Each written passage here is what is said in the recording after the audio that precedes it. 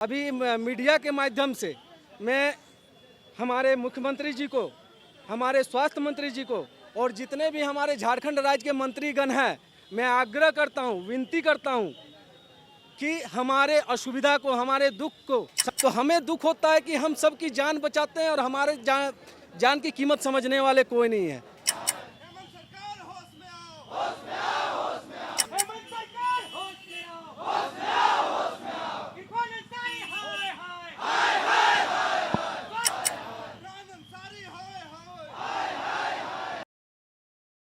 नमस्कार, आप देख रहे हैं जीटी रोड लाइव और मैं हूं आपके साथ पल्लवी।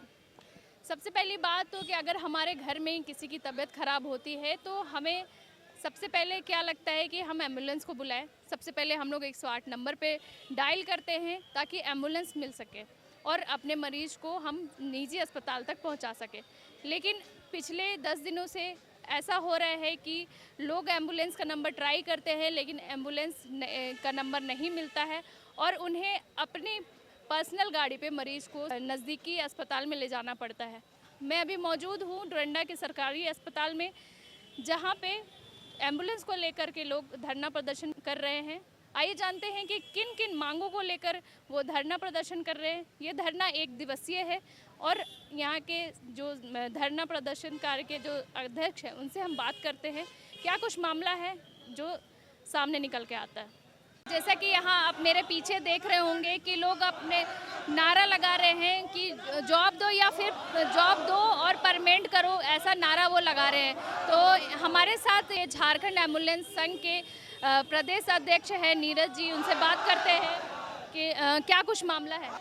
देखिए, हम लोगों का बहुत भले 8 साल से कार्य कर रहे हैं, पर हम लोगों का लंबित कुछ मांगे हैं, उस मांगे को लेकर आज धरना प्रदर्शन कर रहे हैं।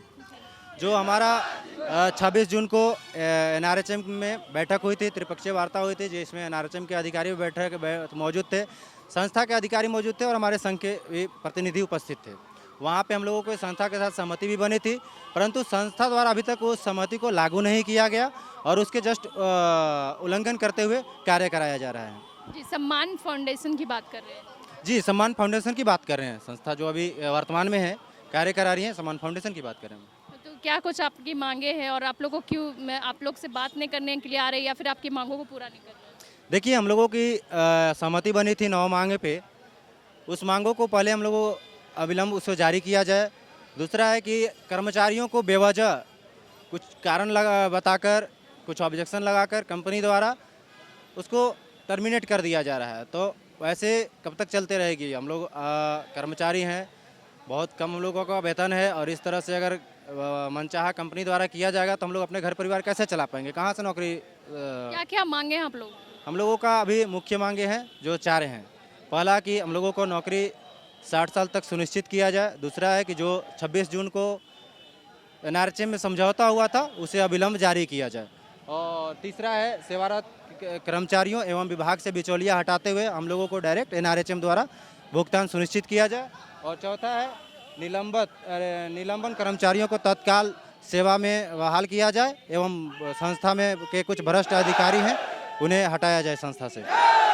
हमारे साथ और भी लोग, इनसे भी जानते हैं कि क्या कुछ मांगे हैं और आगे की रणनीति क्या रहेगी। देखिए, हमारी रणनीति ये है, हमने कोई सेवा पे क्या बोलते हैं उसको, असुविधा नहीं डाली है।